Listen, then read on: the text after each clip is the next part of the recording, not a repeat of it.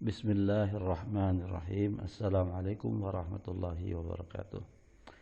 Pertanyaan dari Saif domisili Sukabumi, manakah yang lebih dulu adab dengan ilmu? Manakah yang lebih banyak antara adab dan ilmu dalam Al-Quran? Jawabannya, Bismillahirrahmanirrahim. Alhamdulillahirabbil alamin. Assalatu wassalamu ala Rasulillahi wa ala alihi wa sahbihi ajmain wa ba'd. Sebelum saya menjawab pertanyaan tersebut, saya ingin mencoba menerangkan makna daripada adab. Apa yang dimaksud dengan adab? Al-Imam Al-Hafidh Ibnu Hajar Al-Asqalani di dalam kitab Fathul Bari, beliau menerangkan, wal adabu isti'malu ma yuhmadu qawlan wa fi'la. Adab itu adalah menggunakan perkataan dan perbuatan yang terpuji. Wa'abbara ba'duhum anhu bi'annahu al-akhdhu bimakarimil akhlaq.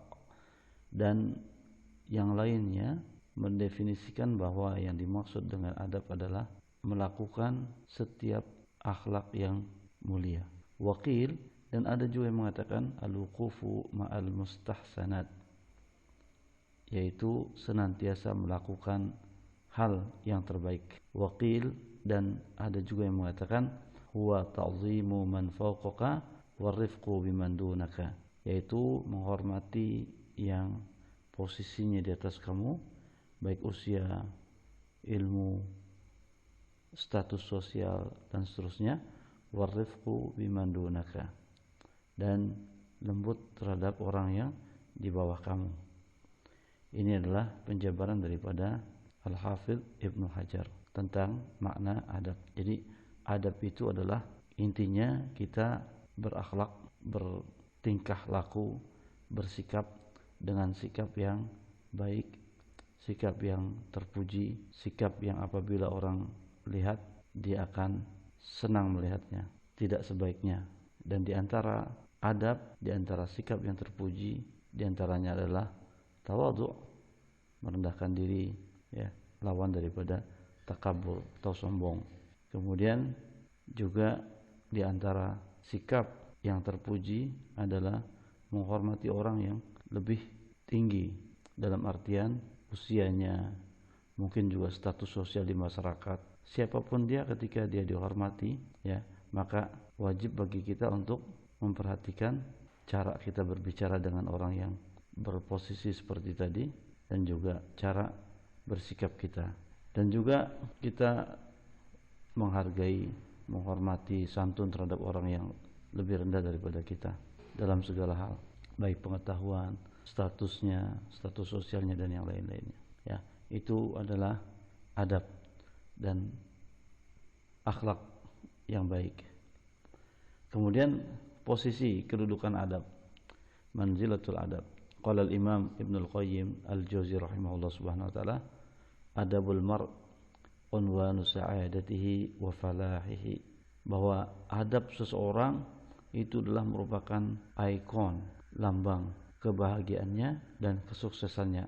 Wa qillat adabihi, dan sedikit adab seseorang, adabnya, dia adalah tanda syaqawatihi wa bawarihi, tanda kesusahan dirinya dan kehancuran dirinya. Ini kata Imam Ibnu Al-Qayyim di dalam kitab Madarijus Salikin. Kemudian Muhammad ibn Nu'aim ad-Dawi, ya, di dalam kitab Al-Jami' li Akhlaqir Rawi wa Adabis Sami'in lil Khatib Al-Baghdadi, dia pernah berkata, sami'tu Aba Zakaria Al-Anzi, aku pernah mendengar Abu Zakaria Al-Anzi berkata, ilmun bila adabin kanarin bila hatab, ilmu tanpa adab itu ibarat api tidak ada kayu bakarnya. Wa adabun bila ilmin karuhin bila jismin, dan adab tanpa ilmu itu ibarat seperti roh yang tidak berjasad. Itulah kedudukan adab. Kemudian berkenaan dengan pertanyaan, ya, mana yang lebih didulukan antara adab dengan ilmu? Banyak sekali perkataan-perkataan yang diriwayatkan daripada salafus saleh rahimahumullah subhanahu wa ta'ala yang menegaskan, menekankan pentingnya kita belajar adab pentingnya kita beradab sebelum berilmu. Wa taqdim at-ta'addub ala ta'allum, dan lebih mengedepankan bagaimana cara kita beradab sebelum kita belajar. Di antara perkataan itu adalah perkataan yang diriwayatkan dari Umar radhiyallahu anhu, di mana beliau mengatakan ta'addabu thumma ta'allamu.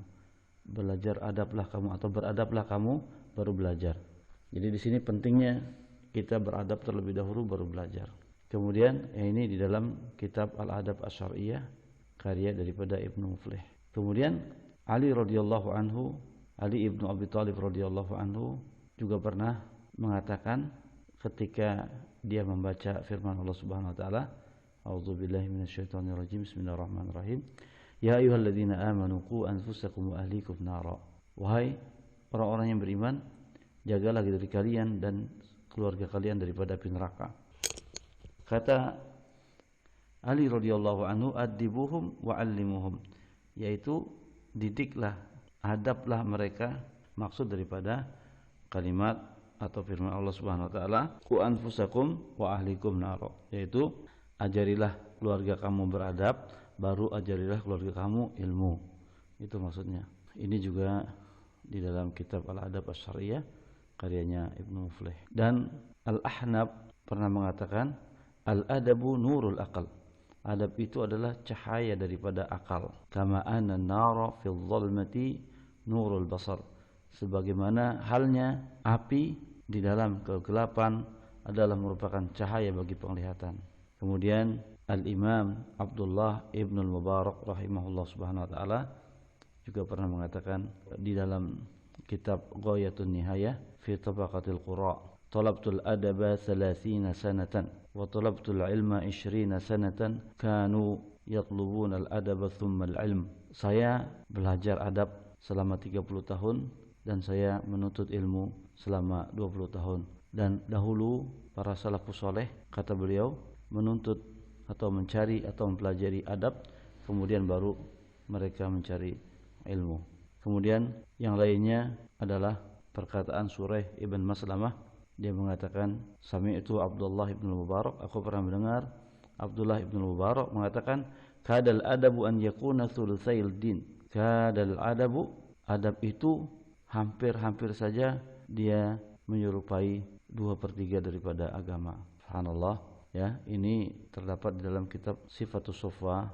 Kemudian dari Ibnu Mubarak juga beliau pernah mengatakan, nahnu ila qalidin minal adabi ahwaju minna ila katsirin minal ilmi, bahwa kita ini lebih butuh terhadap adab walaupun sedikit ketimbang ilmu yang banyak, ya.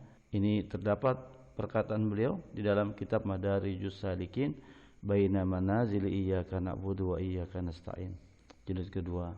Dan yang terakhir kita camkan baik-baik juga perkataan daripada sastrawan, penyair yang penuh dengan hikmah, di mana dia mengatakan, ya, di antaranya adalah Abu Amir An-Nasawi. Dia mengatakan, al-ilmu ya'ti kulladzi khabdin wa ya'ba kulla abi. Ilmu itu akan datang kepada orang yang merendah, wa ya'ba kulla abi, dan ilmu itu dia sungkan, enggan, ya, untuk datang orang-orang yang takabur, orang yang sombong, ya, orang yang enggan.